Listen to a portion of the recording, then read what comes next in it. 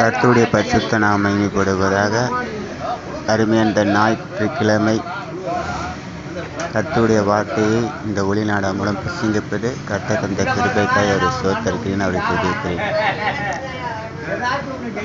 இன்று வேத தியானத்திற்காக எடுத்துக்கொள்ளப்பட்ட வேத வசனம் யோவான் புத்தகம் 11ஆம் அதிகாரம். இங்கே ஒரு சம்பவத்தை பார்க்கிறோம். ஒரு மனுஷன் வியாதிப்பட்டு இருக்கிறார். அவர் பேர் லாசரு. அப்போது மார்த்தாள் மரியாள் அவங்க 2 பேரும் சகோதரிக்கு ஆள் அனுப்பி, இயேசு பெத்தின கிராமத்தில் இருக்கிறாரு, அவருக்கு ஆள் அனுப்பி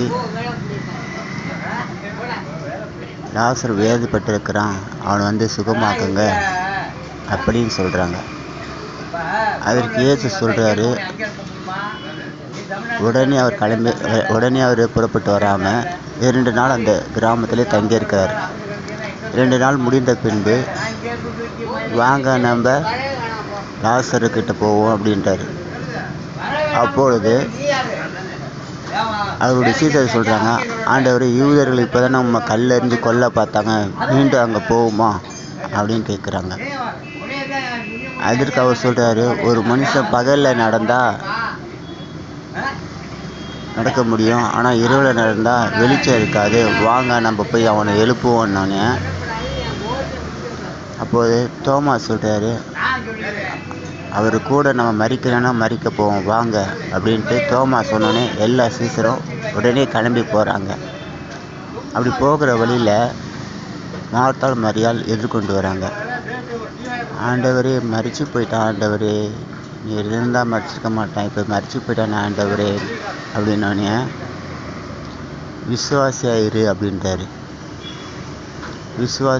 விசுவாசியாயிரு, நீ விசுவாசித்தால் தேவனுடைய மகிமையை காண்பாய் என்றார். அப்பொழுது அவர் அந்த கல்லறைக்கு வந்த பிறகு அங்கேருந்து சூழ்நிலைகளை பார்க்குறாரு. எல்லாமும் வேதனையாக இருக்கிறாங்க. மார்த்தாள் ஒரு பக்கம் வேதனையாக இருக்கிறா, ஊர் மக்கள் வேதனையாக இருக்கிறாங்க, எல்லா துக்கத்தில் நிறைஞ்சிருக்காங்க. இயேசு கண்ணீர் விட்டார்ன்ட்டு வேதத்தில் பதிவிடப்பட்டிருக்குது பாருங்கள். அவர் மனுஷனுக்காக கண்ணீர் விட்டார். அவர் கண்ணீர் விட்ட பிறகு அங்கே இருந்தவங்களாம் ஒவ்வொருத்தவங்க ஒவ்வொரு மாதிரி பேசுகிறாங்க. அதில் ஒருத்தர் பேசுகிறார் எப்படின்னா, குருடனை பார்வை கொடுத்தாரு, இவனை பிழைக்கக்கூடாமல் பண்ணக்கூடாதா அப்படின்னு ஒருத்தர் விதண்டவாதம் பேசுகிறாரு. அப்பொழுது ஆண்டவர் சொல்கிறாரு, கல்லை எடுத்து போடுங்கன்றாரு.